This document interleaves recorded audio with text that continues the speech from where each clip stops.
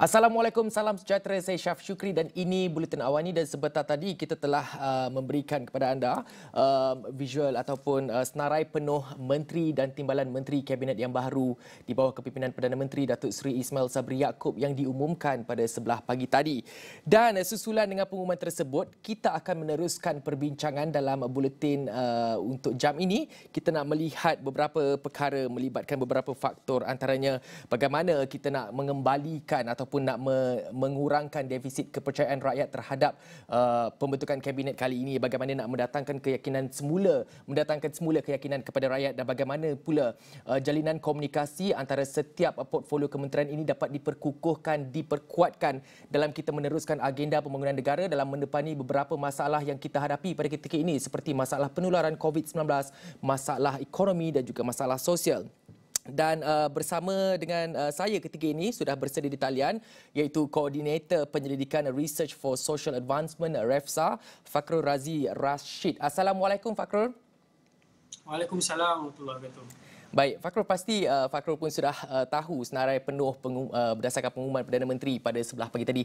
Jadi saya nak memfokuskan kepada beberapa perkara seperti yang saya telah sebutkan tadi. Bagaimana Fakhrul melihat beberapa wajah ataupun beberapa menteri yang masih kekal dengan portfolio yang sama sewaktu pemerintahan Perdana Menteri Tan Sri Muhyiddin Yassin sebelum ini, dan bagaimana dengan kekalnya mereka di posisi tersebut akan mampu mengukuhkan kepercayaan rakyat, mengurangkan defisit kepercayaan mereka terhadap barisan kabinet pada ketika ini, dan bagaimana pula Fakhrul melihat apa yang perlu dilakukan oleh barisan menteri yang dipilih dan timbalan menteri yang dipilih ini untuk terus memperkukuhkan agenda pembangunan negara dalam masa yang sama, berjaya mengukuhkan pelan strategi untuk keluar dari masalah yang kita hadapi ketika ini. Fakhrul.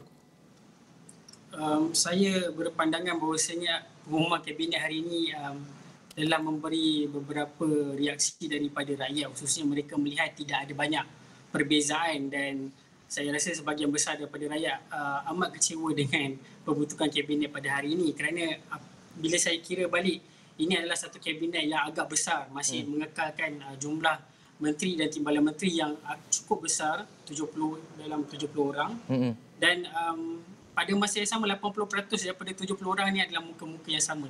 Jadi ia amat sukar untuk penganalisis politik seperti saya juga untuk mengulas bagaimana ini mengembalikan keyakinan rakyat, kerana perbentukan kabinet pada hari ini tidak mencerminkan aspirasi dan harapan rakyat apabila berlakunya perubahan ataupun pertukaran Perdana Menteri beberapa hari yang lalu. Cuma apa yang saya rasa kerajaan ini perlu fokus kepada isu dasar, khususnya kesihatan dan ekonomi, itu semua sudah tahu. Tetapi struktur untuk memastikan kabinet ini berfungsi perlu ada. Saya bagi contoh hari ini, apa yang Datuk Ismail Sabri lakukan adalah sama seperti apa yang Tan Sri Muhyiddin lakukan. Saya rasa dia ada 4 kluster, iaitu kluster sosial dan pendidikan, ekonomi, dan pertahanan, dan lagi satu saya dah lupa. Tapi dalam kluster ini sebenarnya perkara ini adalah sistem yang penting. Cuma bagaimana ia berfungsi itu adalah satu perkara yang menimbulkan banyak pertanyaan rakyat tentang kabinet yang akan dibentuk oleh kerajaan ini. Dan saya fikir perkara paling penting sekali sebenarnya untuk mengembalikan kepercayaan rakyat terhadap institusi kabinet ataupun kerajaan ini adalah dengan mengambil kira kepentingan portfolio seperti Menteri Kesihatan. Saya masih beranggapan bahawasanya tidak terlambat untuk Perdana Menteri mengambil Menteri Kesihatan ini sebagai Menteri Kanan dalam kabinetnya, kerana kalau kita lihat kalau kita lihat pada ketika dahulu Menteri Kanan Kesihatan atau Menteri Kesihatan ini tidak mempunyai beberapa portfolio yang penting ataupun peranan yang penting di dalam kabinet, tetapi hari ini selepas pandemik COVID-19, Menteri Kesihatan merupakan portfolio yang dipandang ataupun dinilai oleh rakyat siapakah aktornya, dan pada hari ini saya fikir agak baik sekiranya Menteri Kesihatan ini diambil sebagai portfolio Menteri Kanan, dan mungkin ia akan mengembalikan kepercayaan rakyat kepada kabinet. Dan apa yang paling penting untuk memastikan kabinet ini terus mendapat kepercayaan ahli parlimen itu sendiri adalah dengan melakukan kerjasama bipartisan yang saya fikir kita dah panjang berbahas ataupun berdebat tentang isu ini, bahawasanya perlunya kerajaan ini tidak mengulangi kesilapan yang telah dilakukan oleh Tan Sri Muhyiddin Yassin dengan meminggirkan parlimen. Dan pada saat inilah iltizam politik ataupun kesanggupan Perdana Menteri itu perlu ditonjolkan untuk memberi satu kerjasama dengan ahli parlimen itu sendiri. Fakhrul, saya suka juga nak tambah, tidakkah Fakhrul merasakan dengan mengekalkan wajah-wajah sama di beberapa portfolio utama seperti yang diumumkan sebentar tadi merupakan strategi atau langkah untuk meneruskan dasar-dasar yang telah diumumkan sebelum ini pada kepimpinan Tan Sri Muhyiddin Yassin? Fakhrul? Saya fikir kita perlu pandang ke hadapan. Kita tidak boleh hanya mengekalkan sesuatu jawatan ataupun menteri kerana kita ingin meneruskan plan. Kerana hari ini, kalau kita lihat perkembangan di seluruh dunia, kita ada tabaran yang berbeza. Dengan adanya varian Delta dan Lambda sebagai contoh, kita memerlukan plan pemulihan negara yang baru dan strategi yang baru dalam mengambil kira pelbagai aspek dan mengekalkan menteri yang sebenarnya mempunyai prestasi buruk ketika zaman Tan Sri Muhyiddin Yassin dalam kabinet. Itu adalah satu distorsi kepercayaan paling besar yang berlaku dalam kalangan rakyat. Jadi saya fikir Datuk Seri Ismail Sabri sebenarnya perlu memikirkan satu kabinet yang boleh membawa idea-idea segar dan politik baru untuk memastikan perancangan yang direncana oleh kerajaan ini mendapat satu kepercayaan daripada rakyat dan pada masa yang sama dapat menguruskan situasi pandemik dan ekonomi negara yang masih tidak menentu.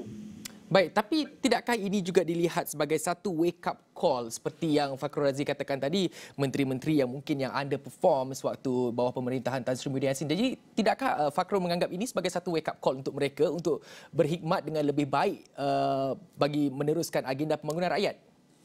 Tentunya bila kabinet baru dibentuk itulah harapan rakyat, iaitu menteri menunjukkan prestasi yang tinggi. Cuma saya fikir masih terlalu awal untuk melihat bagaimana untuk mengkaji prestasi tersebut.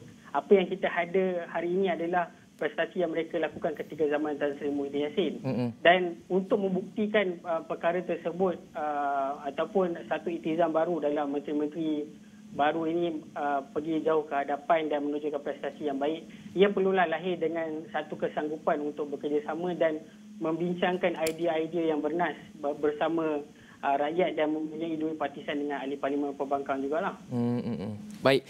Dan saya nak mengalihkan fokus kita kepada jalinan komunikasi. Saya suka nak bercakap ni sebab ini antara yang mendapat perhatian dalam kalangan rakyat juga. Bagaimana nak mengkukuhkan strategi komunikasi, meningkatkan jalinan komunikasi di antara setiap kementerian dalam menjayakan sesuatu agenda. Macam kita tahu, untuk menjayakan PDPR khususnya pengajaran dan juga pembelajaran di rumah melibatkan banyak kementerian, melibatkan aspek internet dan pelbagai lagi untuk menjayakan PDPR itu sendiri. Jadi bagaimana boleh meningkatkan jalinan komunikasi antara setiap kementerian ini bagi membolehkan tak ada lagi situasi di mana kita nak berhadapan dengan kementerian ni kata macam ni, kementerian ni kata macam ni. Jadi rakyat keliru dan mereka marah. Jadi bagaimana nak meningkatkan strategi komunikasi itu, Fakhrul?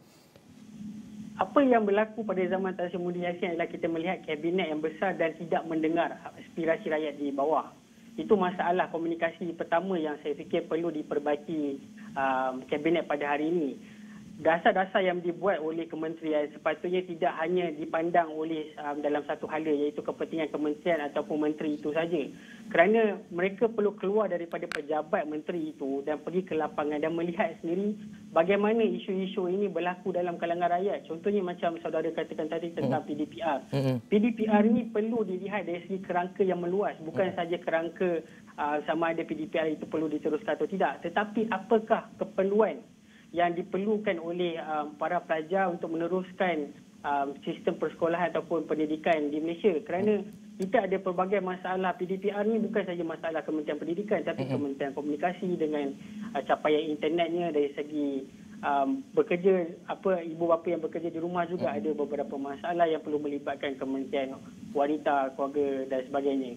Jadi saya fikir kolaborasi ataupun komunikasi antara kementerian itu perlu ditingkatkan dengan turun ke lapangan ataupun melihat dari segi sudut aspek yang lebih luas, bukan saja membuat pengumuman yang kadang-kadang itu bercanggah dengan kementerian-kementerian lain. Dan ini amat penting kerana dalam keadaan sekarang pada fasa pemilihan, saya berharap kerajaan yang ada pada hari ini tidak mengulangi kesilapan ataupun membuat satu perkara yang cuai dalam menjalankan tugasnya kepada rakyat.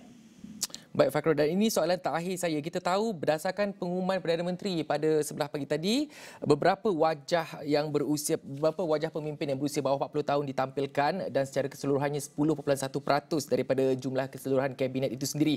Jadi bagaimana Fakrul melihat penglibatan anak muda pada kali ini dan beberapa wajah baru yang ditampilkan, dan perlukah sebenarnya lebih ramai pemimpin yang berusia bawah 40 tahun atau anak muda diletakkan dalam barisan kepimpinan kabinet pada kali ini? Apa yang saya boleh katakan dengan kabinet hari ini mungkin 10% lah. Tapi anak muda, saya rasa kabinet ini tidak memberi satu representasi perwakilan anak muda secara perspektif saya lah, bagi pandangan saya. Dan sebenarnya kita mengharapkan lebih banyak pemimpin muda berada dalam kabinet kerana beberapa faktor. Pertamanya, mereka mempunyai idea yang segar. Keduanya, mereka bertenaga untuk menjalankan atau melaksanakan dasar dan memberi pandangan yang saya fikir boleh diketengahkan dengan apa yang kita lihat pada hari ini, berlakunya banyak cabaran-cabaran baru. Dan saya rasa amat penting untuk Perdana Menteri dan Kabinet Datuk Seri Ismail Sabri melihat anak muda sebagai rakan strategik mereka dalam mengendalikan dasar, dan bukan saja anak muda ini perlu mengikut apa yang dasar yang telah dibuat oleh kerajaan, tetapi mereka bekerjasama, berbincang dan melihat apakah aspek yang penting dalam merancana sesuatu dasar, khususnya dalam dasar ekonomi. Kerana anak muda pada hari ini saya rasa bebannya cukup, saya rasa nak kata terseksa pun boleh, kerana mereka dari segi kadar penganggurannya pun mereka ada masalah, dari segi perumahan pun ada masalah, dari segi psikologi pun ada masalah. Jadi ini perkara-perkara yang perlu dilakukan oleh kerajaan dengan melalui dua partisan ataupun kerjasama dengan anak muda. Dan saya fikir approach kerajaan perlu bertukar daripada satu arah komunikasi kepada komunikasi yang lebih menyeluruh. Tidak hanya merangkumi saja anak muda, tetapi merangkumi daripada pemain industri dan sebagainya.